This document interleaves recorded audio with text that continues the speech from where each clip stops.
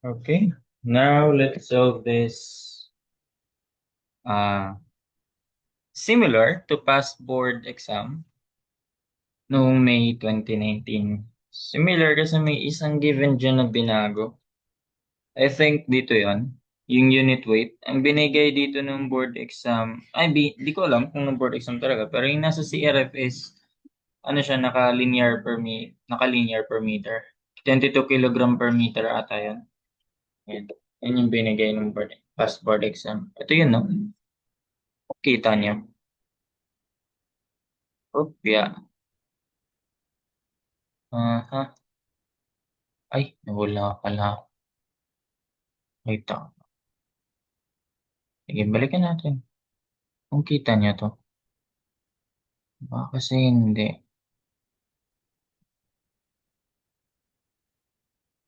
Ay, ito nga yun. Ayan, 22 kilogram per meter yan. May 2019, number 1, yo, 22 kilogram per linear meter. Okay, so sagutan natin yan. No problem. So, solid pole, 3 meters high. Okay, given na dito, may projection ng binigay or projection na view. And 250 mm diameter. So, ito yung ilagay natin kasi hindi siya binigay.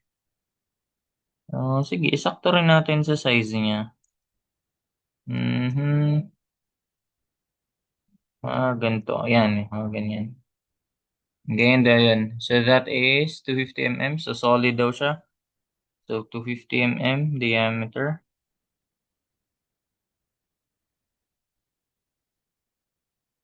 Okay. Is fixed at the base. It is subjected to a compressive force of 3 kilonewtons per meter. So, eccentric load yan.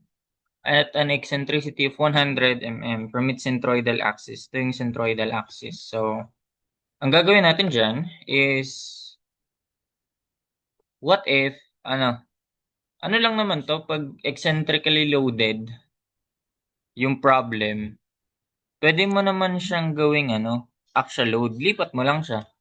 Pero hindi lang basta yung paglipat niyan. So, may parang math din dito. Yung alam natin sa math, nasaan yun?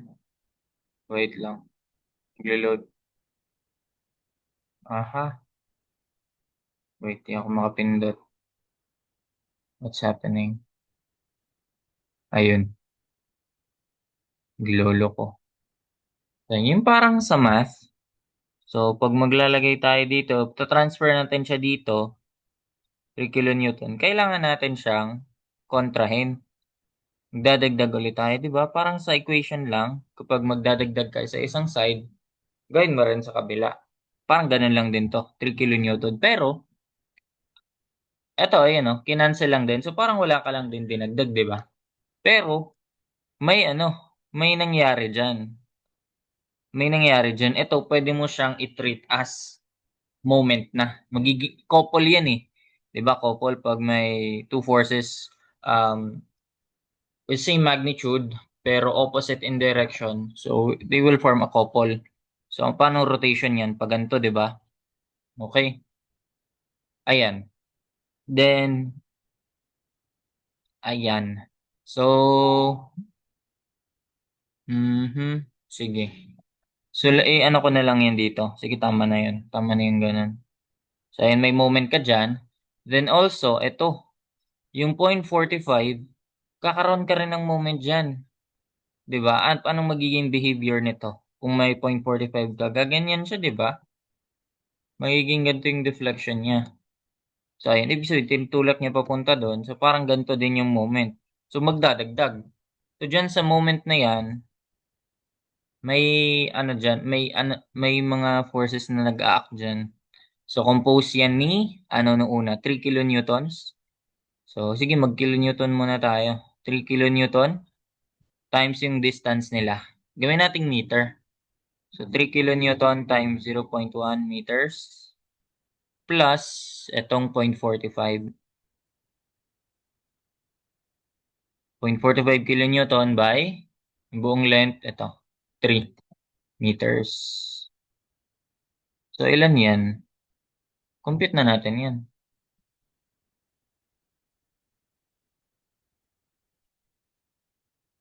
Ano yun? Tanggalin ko naman kayo nito. Kasi yun nandun. So, that's 3 times 0.1 plus 0.45 times 3. So, that's 1.65. Wala na naman. Ayun. So, 1.65 kilonewton meter. Okay? Okay. So, pag may ganyan, we have the moment na, what about yung force? Okay, yung force meron tayo. Yung force is ito lang yung actual force. So, ang tanong kasi dyan, ayun na. Ito pala, and the lateral load applied, okay, yun na yun, nagamit na natin, 0.45 kilonewton applied at the top. So, what is the maximum compressive stress at the base? Sa ito. Pansin niyo naman, ganyan yung moment niya, di ba? So, ang ano kasi dyan is, kung isa-isahin kasi natin, iba yung stress dito at dito. Pero since dyan is generally stated na moment at the base, so walang sinabing specific point. So, ayun. Either, ano yan, pwedeng ano lang yan, compression or tension. So, dito, compression to. So, compression din tong kabila. Ito, nag-aano ng compression, di ba? Tapos, itong moment na to is compressed siya dito na part. So, ayun. So, yun lang naman yung natin. Compressive stress at the base. Adi yung compression lang yung ano natin. So, dalawa yun. We have axial and yung flexural or yung bending stress. Ay, what is the maximum compressive stress at the base of the pole? Ayun, unit weight of the pole pala is 25 kilonewtons per cubic meter. So, okay. So, ito, may unit weight to na binigay. 25 kilonewton per cubic meter. Ang goal, di ba natin, is gawin tong force. So, multiply tayo ng volume. Ano kailangan natin i-multiply dyan? Siyempre, yung area nito, yung area ng circle, and yung length, di ba? Kasi area times length is the volume. Ayun. So, ang area natin, so dapat naka-mm tayo. Pi over 4 times diameter squared. Okay. So, ayun. Sige, mamaya na lang natin i-store yan. So, ayan. So, ang forces, we have, eto, mag-kilonewton na lang ulit tayo. So, 3. 3 lang. Ayun lang pala. No? 3 kilonewton. Ay, no. Meron pa. Itong 25. Force din yan kasi actual yun eh. Actual force din yan due to self-weight.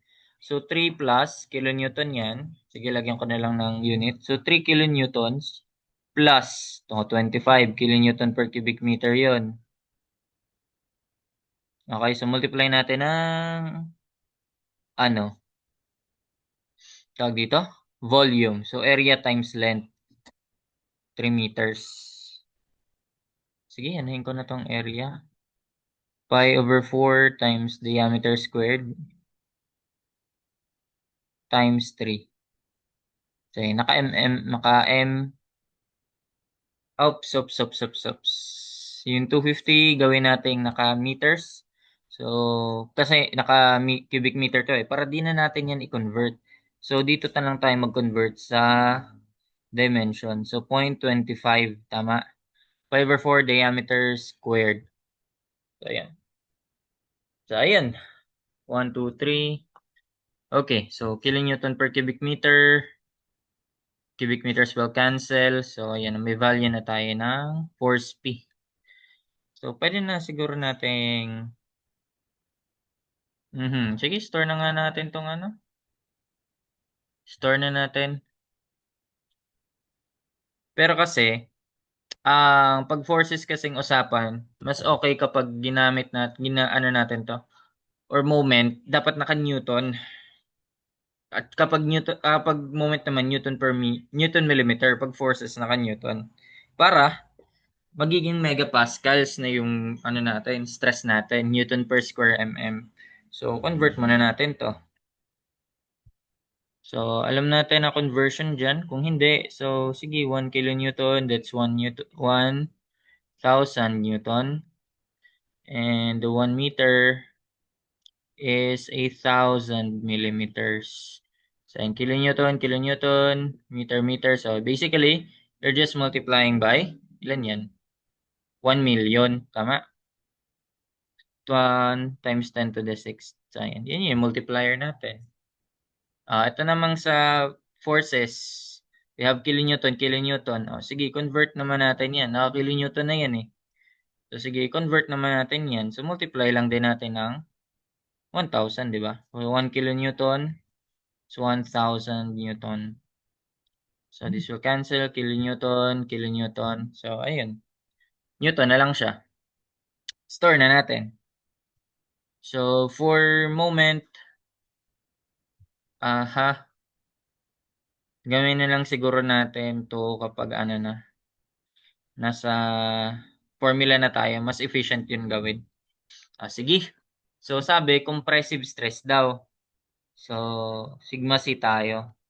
So, we have, ito, given na compressive yan. Ayan ako na, kunin ko na dito yung negative na sign, force over area. Ayan.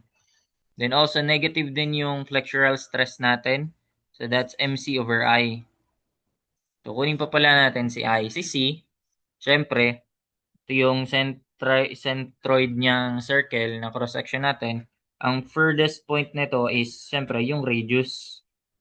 'Di ba? Or kalahati ng 1 to 50. So, and that's the radius cos 125. Tama? Okay. So, ayan. So, sige, palitan ko na to ng R. R. Sige nga, MC na lang. Tapos, anuhin ko na to. Palitan ko na to ng 125. Ayan, naka-mm na yan So, ito, naka-Newton na tayo. Ito, naka-mm squared. Okay, so dapat ito, naka-Newton millimeter and ito, naka-mm to the fourth. Ganon. So, solve natin. Ano ba yung moment of inertia kapag given yung diameter? So, that's pi over 64 times diameter 250 to the fourth. Mm to the fourth. Ayan. Pag radius, pi over 4.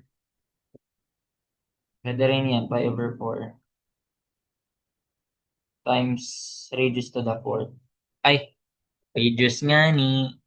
Pi over 4 diameter, radius to the fourth. Mm to the fourth. So, ayan. Pwede na. Rekta na yan. Sa calcu.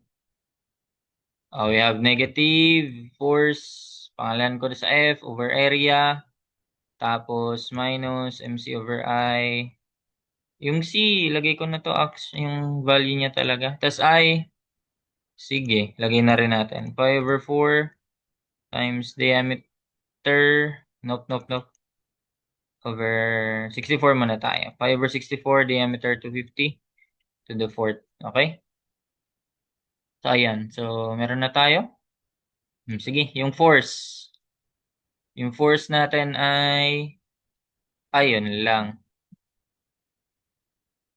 Okay. Sige. Try natin kung kakayanin itong one-liner. 3 times 25 times pi over 4. Gawin ko ng 0.25 yan. Pi 1/4 yan. Times pi. Times 0.25 squared. Times 3. Lahat yan naka-multiply by 1,000. Okay, for the area, we have pi over 4, 0.25 as 1/4 times pi times 250 squared. Finally, yung moment, 1.65 times 10 to the 6th. Yun. So, that's, ayan na yun. So, ang compressive force natin is, and from the negative value, yun yung compression. Negative 1.21 megapascals. So, that's the compressive force at the base. So, ayun. So, kung gusto nyo naka-reduce yung o pwede nyo palitan. This one will be 125. Then, pi over 4 to. Pares lang yan. Ayun. Yun lang naman yung mababago eh. Ayun. So that's nine topic under standard of materials, especially combined stress. So ayun. Ito yung gamit na combined stress. Ang pwede mo pagsama is yung normal stress and yung flexural stress. And for shear naman, pwede rin yung direct shear tsaka torsional shear. So ayun, may ganun tayong problem. That's it. Thank you.